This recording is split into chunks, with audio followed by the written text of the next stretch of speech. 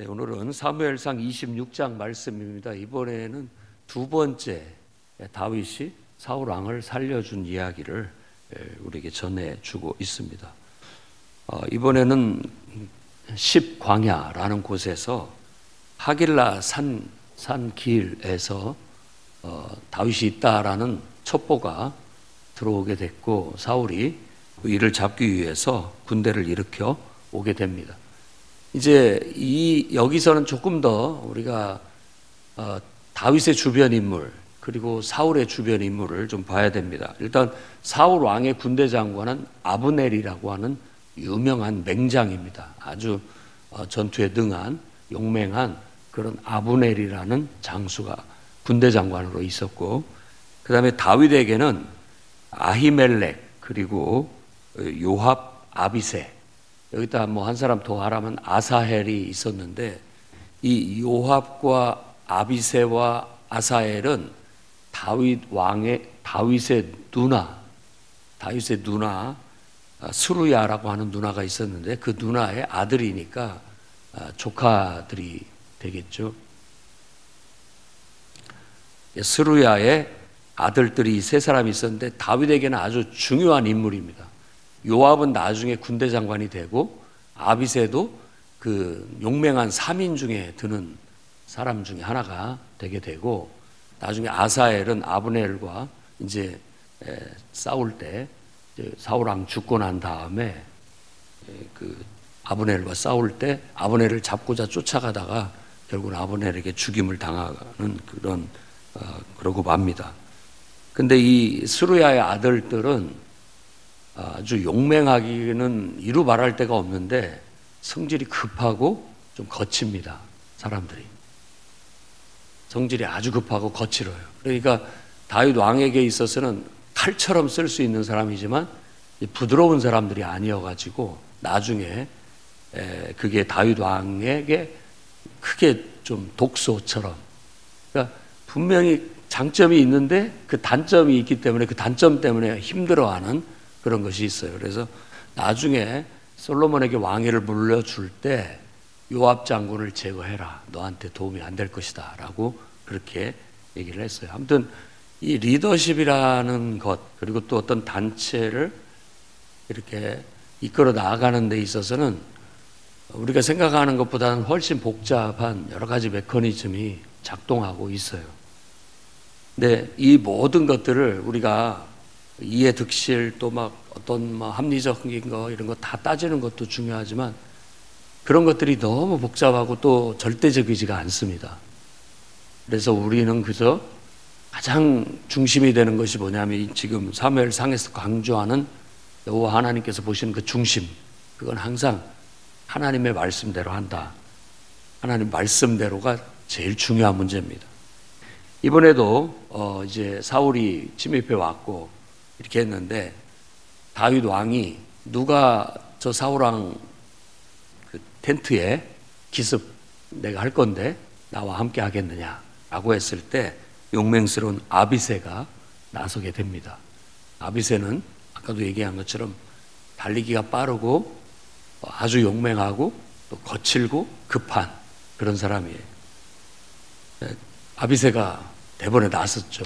그래서 아비새와 함께 몰래 잠입을 해서 다 경계심을 품고 잠자고 있는 군대 장관 아브넬마저도 편하게 잠을 자고 있는 그 텐트에 들어가서 사울 왕의 텐트에 들어갔습니다. 그랬더니 다 잠자고 있고 너무 고나게 자고 있고 누가 왔는지도 모를 정도로 하나님께서 깊이 잠들게 하셨는데, 그때 아비새가 여호와 하나님께서 이 왕을 우리 손에 붙이셨습니다. 당장의 창으로 왕을 죽입시다 라고 그렇게 얘기하자 다윗 왕이 그것에 대해서 이제 9절 말씀에 죽이지 마라, 누구든지 손을 들어 여호와의 기름 부음 받은 자를 치면 죄가 없겠느냐, 그 죄다 이런 얘기죠. 여호와께서 살아계심을 두고 맹세하노니 여호와께 하나님께서 그를 치실 것이다. 그래서 그가 뭐 질병으로 죽든지 아니면 전쟁에서 나가서 죽든지 뭐 그렇게 여호와 하나님의 뜻대로 하나님이 그를 제거하실 것이다. 우리 손으로는 하지 말자라고 아비새의 급한 성격을 막아서 결국은 사울 왕이 쓰는 창과 물병만 들고 조용히 빠져나옵니다. 그래서 멀리 이제 떨어져서 다음날 아침에 사울 왕을 부르는 게 아니라 이번에는 아브넬을 부르는 거예요. 왜냐하면 아브넬이 군대 장관으로서 왕을 지켜야 될 소임을 가지고 있었는데 너무나 뭐 다윗 정도는 아무것도 아니라고 생각했는지는 모르겠지만 경계심 없이 잤다는 거, 그걸 지적하는 겁니다. 아브넬아, 너는 왕을 모시는 신하, 군대 장관으로서 왜 왕을 지키지 않느냐, 이렇게 꾸짖게 됩니다. 간밤에 우리 중 한 사람이 네 왕의 텐트에 들어가서 그를 죽일 뻔했다. 너는 그런 것도 모르고 편안히 잠자고 있지 않았느냐라고 그렇게 책망하고 지적을 합니다. 누구든지 사명자들이 들을 수 있는 책망이죠. 자기 사명이 무엇인지를 알고 늘 경각심을 가지고 지킬 걸 지키고 감당할 걸 감당해야 되는데, 우리가 안일한 마음을 가지고 경계심을 풀고 있다면 이런 식으로 사탄이 언제 틈탈지 모르는 그런 위험에 노출되게 되고, 우리도 모르는 사이에 뚫고 들어와서 어느새 벌써 이렇게 우리의 소중한 것들을 다 앗아갈 수도 있다는 것을 우리는 기억해야 되겠습니다. 그래서 아브넬을 책망하면서 얘기를 하면서, 봐라, 이게 왕의 창이고 이게 왕의 물통이다. 그렇게 얘기하니까 아브넬이 얼마나 화가 나겠습니까? 자기를 모독하는 말이고 또 자기가 사명을 다하지 못했기 때문에 수치스러워 아주 죽을 지경이었을 겁니다. 그때 사울 왕은 다시 또 자기를 살려준 다윗 왕 앞에서 제정신으로 말합니다. 네가 내 아들이냐? 맞습니다. 도대체 왜 제가 무슨 잘못이 있기에 이렇게 저를 죽이려고 하십니까? 메추라기 사냥을 나오듯이, 그리고 아무것도 아닌 벼룩 같은 나를 왜 이렇게 끝까지 쫓아다니면서 죽이시려고 하십니까? 라고 그렇게 하소연을 하게 되고, 사울도 그냥 돌아와라, 나는 너를 죽이지 않겠다, 내가 잘못했다, 내가 범죄했다, 이런 식으로 회개하게 되는 거예요. 언제든지 사람들이 아무튼 하나님의 은혜를 잊고 제정신이 돌아오면 다 회개하게 돼 있습니다. 드라마의 끝도 항상 끝날 때쯤 되면 모든 등장인물들이 악역을 했던 사람들도 어떤 심판을 받고 결국은 회개하면서 끝이 나게 되는 거고, 우리 인생도 회개하면서 끝이 나게 될 겁니다. 왜냐하면 우리가 다 욕심 때문에, 또 어떤 의미에서는 뭔가 더 우리의 자존심 때문에, 그런 어떤 지켜야 할 것들이 많기 때문에 여러 가지로 우리가 이해관계 속에 살았고 복잡 미묘한 그런 것 속에 살았지만, 그런 거 다 이제는 의미 없을 때 보면은 우리가 왜 그렇게 살았는지 후회스러울 수가 있고, 또 그렇게까지 살 것은 없었다라는 그런 후회스러운 마음들이 들게 돼 있습니다. 그러니까 어떻게 보면 사울 왕의 이런 두 번에 걸쳐서 보여주는 모습들은 바로 제정신일 때와 그러지 않았을 때 인간의 양면성을 보여줍니다. 어떻게 보면 권력의 양면성이라고도 할 수 있어요. 개인적으로 보면 둘도 없이 좋은 사람이지만, 정치적으로 본다면 자기는 그 위치에서 그럴 수밖에 없다라는 그런 어떤 씁쓸함, 정치의 하나의 독소, 이런 것들을 보여준다고도 볼 수 있죠. 그리고 우리가 이 말씀에서 얻을 수 있는 교훈은 항상 두 번에 걸쳐서 강조한 여호와의 기름 부음 받은 자를 우리가 우리 마음대로 함부로 해서는 안 된다. 오직 하나님 뜻대로 해야 된다. 다윗이 사울 왕 앞에서도 얘기한 게, 나를 죽이려는 것이 여호와라면 나는 기꺼이 그분의 제물이 되겠다. 그 말은 곧 죽겠다라는 뜻입니다. 하나님이 나를 죽이시려고 한다면 내가 당연히 그분의 제물이 되는 건 기쁨으로 그렇게 하겠다. 하지만 그것이 하나님 뜻이 아니고 하나님을 뜻을 거스린 사람의 생각이고 사람의 뜻이라면 하나님께서 그 사람을 벌하실 것이다, 저주하실 것이다 라고 그렇게 얘기합니다. 왜냐하면 정말 하나님 앞에 충성스러운 신하요, 또 백성들을 위하여 전쟁에 나가 목숨을 걸고 싸우는 충성스러운 한 군인인데 아무 이유도 없이 잘못한 것도 없이 단지 그냥 왕위를 위협하는 존재다라는 그런 어떤 이유 때문에 그를 이렇게 죽이려고 한다는 것은 하나님 백성에서 나를 끊어버리려고 하고 결국은 이방 나라로 쫓아버리려고 하는 것은 악한 것이다 라고 그렇게 설명을 하고 있어요. 그래서 늘 한면에는 하나님을 공경하는 마음, 하나님을 정말 사랑하는 것, 하나님을 공경하는 것, 하나님을 바라보는 것, 하나님 말씀대로 순종하는 것, 이것을 철저히 지키면서 사는 삶의 원칙이 틀에 박혀 있어야 되고요. 그 말씀을 지키려고 하는데 항상 아비새 같은, 요압이나 아비새 같은 그런 인물들이 막 충동질을 하는 거예요.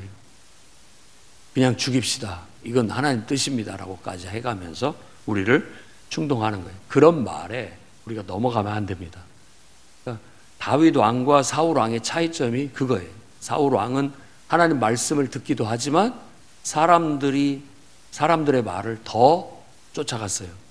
그런데 다윗은 하나님 말씀을 쫓아가되 사람들 말이 있다 할지라도 그걸 물리치고 하나님 말씀대로 해야 된다라고 끌고 갔다라는 거. 누가 하나님의 세우신 하나님 뜻대로 하는 왕이냐라는 걸 우리에게 보여주고 있는 것이죠.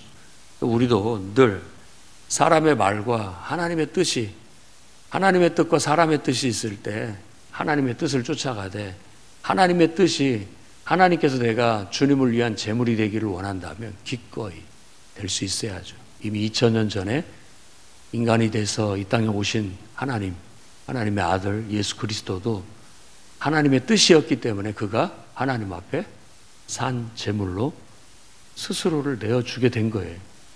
우리는 다 그리스도의 그 정신을 귀하게 여기고 그렇게 우리가 하나님을 사랑하고 그렇게 하나님 뜻대로 살아가야 된다. 그래서 우리도 작은 예수가 돼야 된다.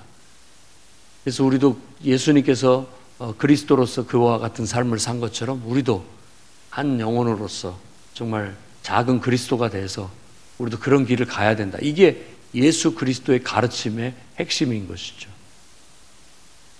그래서 늘 유혹을 받습니다. 우리 안에 있는 아비새, 늘 급하고 거칠고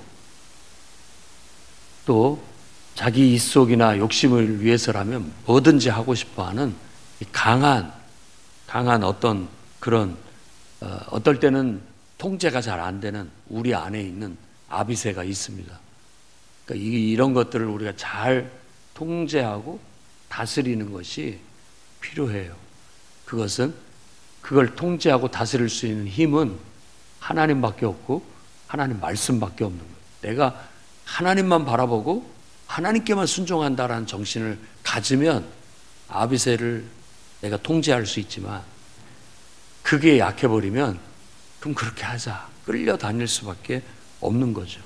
모든 영적 지도자의 가장 큰 갈등과 딜레마는 바로 그겁니다. 하나님 말씀대로 해보려고 하는데 사람들이 따르지 않는 것, 어떻게 해야 될까?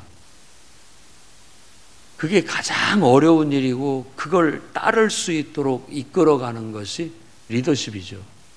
그래서 어찌됐든 성경에서는 앞에서 끄는 하나님 뜻대로 끄는 사람도 중요하고 그가 하나님 뜻대로 하지 않으면 그것도 실격이 되는 거고 하나님 뜻대로 끌어가는 지도자가 필요하고 또 하나님의 뜻대로 나아가려는 지도자를 인정하고 존중하고 순종하는 무리들도 필요합니다. 그래서 마음이 이렇게 부부가 하나가 돼서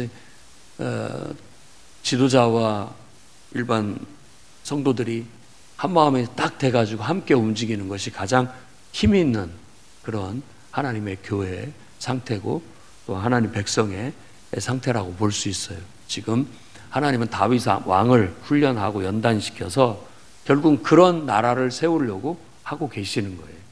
그렇기 때문에 이런 훈련에 거치는 거고 테스트를 받고 있다고도 볼 수 있습니다.